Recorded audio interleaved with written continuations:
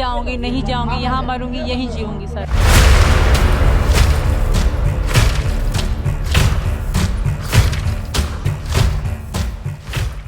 सीमा हैदर, इकरा जिवानी, जूली, ये सब मुस्लिम लड़कियां हैं जो प्यार का नाम लेकर हिंदुस्तान आई। इकरा और जूली तो वापस जा चुकी हैं, लेकिन सीमा हैदर आज भी हिंदुस्तान में ही है। सीमा हैदर को लेकर तरह तरह के सवाल उठते हैं, लेकिन सवालों के बीच सूबे के मुख्यमंत्री ने मामले का संज्ञान लिया और एटीएस ने सीमा को उठा लिया। 8 घंटे पूछताछ कर छोड़ दिया गया, लेकिन फिर से मामले में एंट्री हुई एसटीएफ की और फिर राज धीरे धीरे कर बाहर आने लगे। और जो राज बाहर आए हैं उनसे पता चलता है कि सीमा हैदर को आईएसआई की यूनिट 412 की एजेंट बताया गया है। इस कड़ी में इसे कड़ी ट्रेनिंग देकर यहां भेजा गया था और हो सकता है कि प्रधानमंत्री मोदी को निशाना बनाने के लिए सीमा को यहां भेजा गया है। ये सब बातें मैं क्यों कह रहा हूं वो मैं आपको इस रिपोर्ट में बताऊंगा। नमस्कार, एनएमएफ न्यूज देख रहे हैं आप, मैं हूं आपके साथ अभिषेक कुंडीर।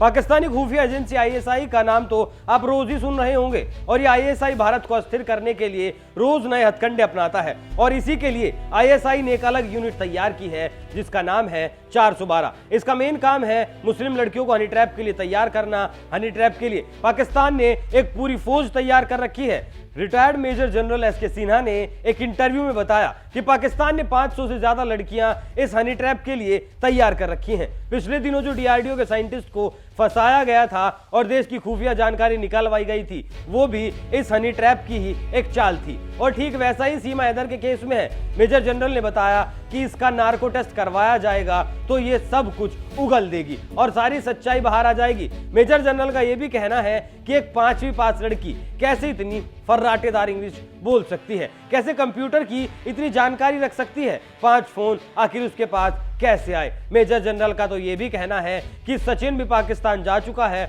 और वहां जाकर उसने इस्लाम कबूल कर लिया है और ये लोग प्लान के तहत वापस भारत आए। सचिन के परिवार को भी भारी भरकम रकम दी गई है। इस सीमा को पूरी तरह से आईएसआई गाइड कर रहा था। इन लोगों का प्लान था कि 2-4 महीने छुप छुपा कर रहेंगे और उसके बाद भारत में मौजूद स्लीपर सेल्स इनसे संपर्क करेंगे। ये गिरोह करीब 500 लड़कियों का है। मेजर जनरल का यह भी कहना है कि इनका प्लान शायद प्रधानमंत्री मोदी भी हो सकते थे। वो अभिमन्यु का उदाहरण देते हैं कि इसका 500 लड़कियों का प्लान था। मोदी के खिलाफ वो साजिश रची जा रही थी। राजीव गांधी का भी उन्होंने उदाहरण दिया, जैसे उन्हें एक आत्मघाती हमले में मार दिया गया था, वैसे ही कुछ प्रधानमंत्री मोदी के लिए भी प्लान तैयार किया जा रहा था। मेजर जनरल की बातों पर गौर करना इसलिए भी जरूरी है क्योंकि उन्होंने बहुत लंबा जीवन सेना में बिताया है, बहुत तजुर्बेकार आदमी है। अब आपको बताता हूं इनकी कहानी की कैसे ये पाकिस्तानी मुस्लिम लड़कियों को एक हथियार बनाते हैं। केंद्रीय सुरक्षा बलों की खुफिया फाइलों में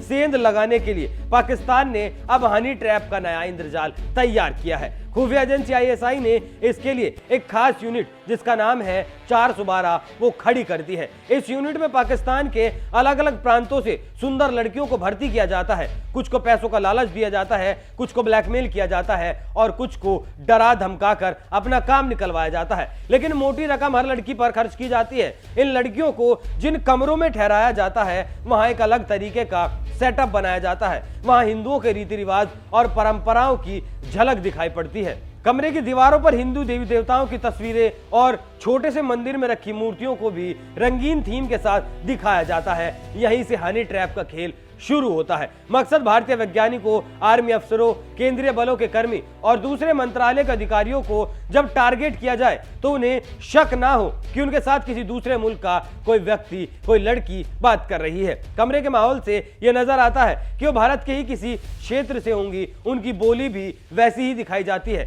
यह भी दिखाने की कोशिश की जाती है कि वो हिंदू हैं। 8 घंटों की पूछताछ में टूटी सीमा हैदर।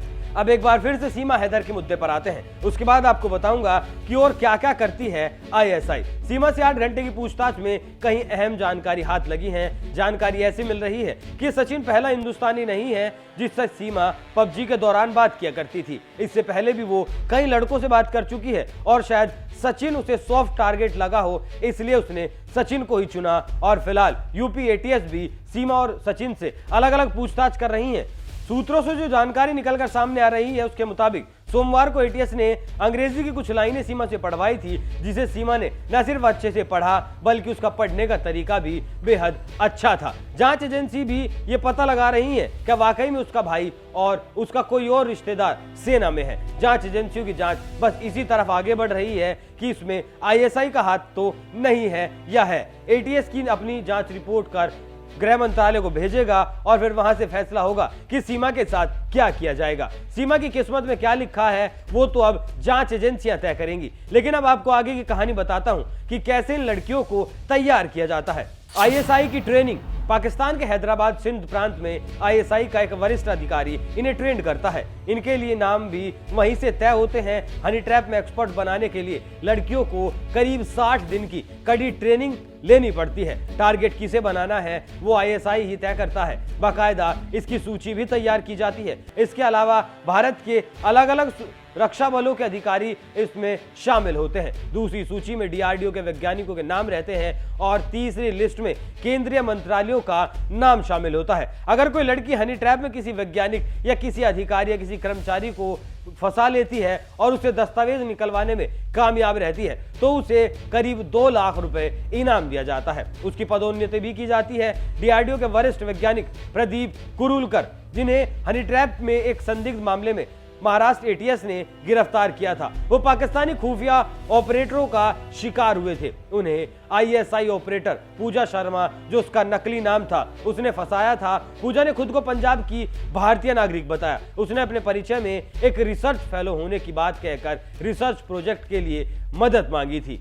वैज्ञानिक कुरुलकर मिसाइलों की लॉन्चिंग के जानकार माने जाते हैं। वो उसके एक्सपर्ट हैं। उनके पास मिसाइल लॉन्च ट्रायल का अनुभव रहा है। यूनिट 412 की सदस्य लड़कियां जब किसी वैज्ञानिक, आर्मी ऑफिसर या फिर किसी केंद्रीय बलों के कर्मियों को कमन जीत लेती हैं तो उसके बाद अश्लीलता की कहानी शुरू होती है। आईएसआई ऑपरेटिव टारगेट को देखकर अपने कमरे की सजावट करता है। अगर उनके टारगेट पर कोई वैज्ञानिक है तो उसके विषय से संबंधित किताबों की एक पूरी लाइब्रेरी उसके बैकग्राउंड में दिखाई जाती है। रिसर्च से जुड़े प्रोजेक्ट नजर आते हैं। दुनिया के प्रसिद्ध वैज्ञानिकों द्वारा कही गई बातों का सार भी लिखा होता है। सोशल मीडिया पर ये लड़कियां सामने वाले की रुचि का पता लगाती हैं। जब सामने वाला व्यक्ति खुल जाता है, यानी वो लड़की उसका विश्वास जीतने में सफल हो जाती है, तब उसके बाद शुरू होता है अश्लीलता का खेल और उसका अगला पार्ट यही है। टारगेट बने इंसान को ये मालूम नहीं चलता कि उसकी चैट, स्क्रीन रिकॉर्डिंग, उसके स्क्रीनशॉट सब कुछ रिकॉर्ड किए जाते हैं। बाद में ब्लैकमेलिंग के लिए इन क्लिप्स का इस्तेमाल किया जाता है और फिर मरता हुआ इंसान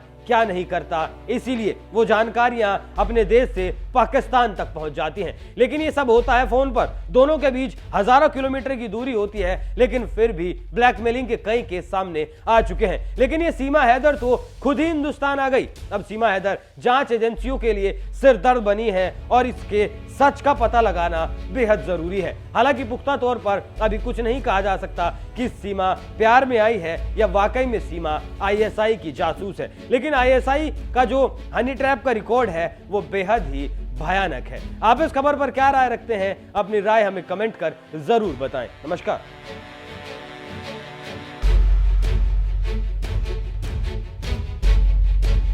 मैं नहीं जाऊंगी, यहाँ मरूंगी, यहीं जीऊंगी सर।